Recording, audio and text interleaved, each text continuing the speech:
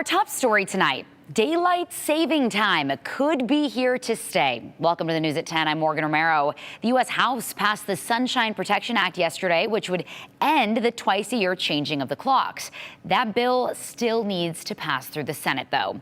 Aspen Shumpert joins us in studio. And Aspen, you went out and you talked to Idahoans today. Where do they stand on this? Well, it's a mixed bag, even between lawmakers and the public, but KTVB's chief meteorologist, Rachel Garceau, knows a thing or two about the sun, so she explains that shift that made a few people change their mind on the spot.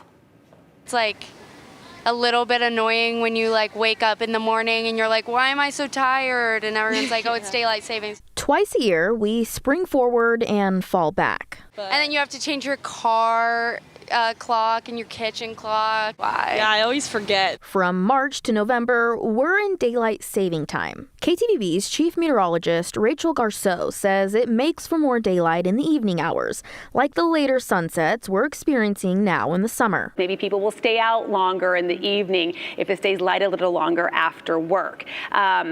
It also would allow people to just enjoy those outdoor activities and all of that maybe later in the summer season. Well, now Congress, in its latest attempt, wants to stop switching back and forth and keep us in daylight saving time for good. I think it's the right thing to do. Idaho Congressman Mike Simpson says he feels like the pros could outweigh the cons. And there's some arguments that I think make sense, like it saves energy. You don't turn on your lights at night.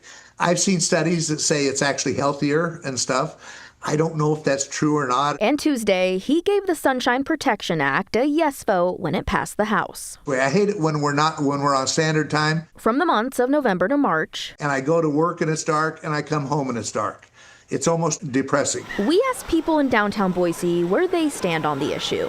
I would be happy because I hate when it gets dark super early. Yeah, I always look forward to it in the spring when we get the longer days for sure. Rachel says when we enter daylight saving time, it doesn't change the amount of daylight we get, but shifts the hours we see the sun. Kind of robbing Peter to pay Paul. You take that hour from the morning and you tack it on in the evenings. She says the biggest change if we stay in daylight saving time permanently and don't enter standard time, the impact will be felt in the winter months, especially in the mornings. Put that into perspective. Are commuters keeping those headlights on a little bit longer? Oh, absolutely. That would push our sunrise, say around the winter solstice time, our shortest day of the year, to nearly 9:20 a.m.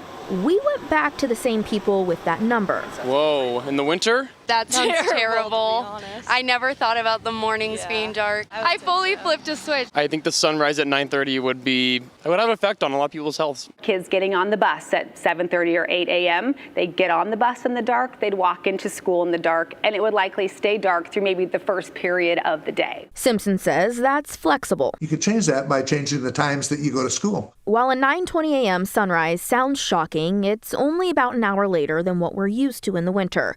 And Rachel says no matter which system we're on, winter will always bring later sunrises. This has been tried multiple times before. Idaho's failed, same for the Congress. Now, Morgan, this bill still needs to pass the Senate, so we will see what happens this time around. But Simpson says it is backed by President Donald Trump, so we'll see. Interesting. Okay, and the Senate has not set a date to take this up, and we don't know how much support there is in the Senate for this. Correct. We'll wait to see if they take it up. Okay, Aspen, thank you.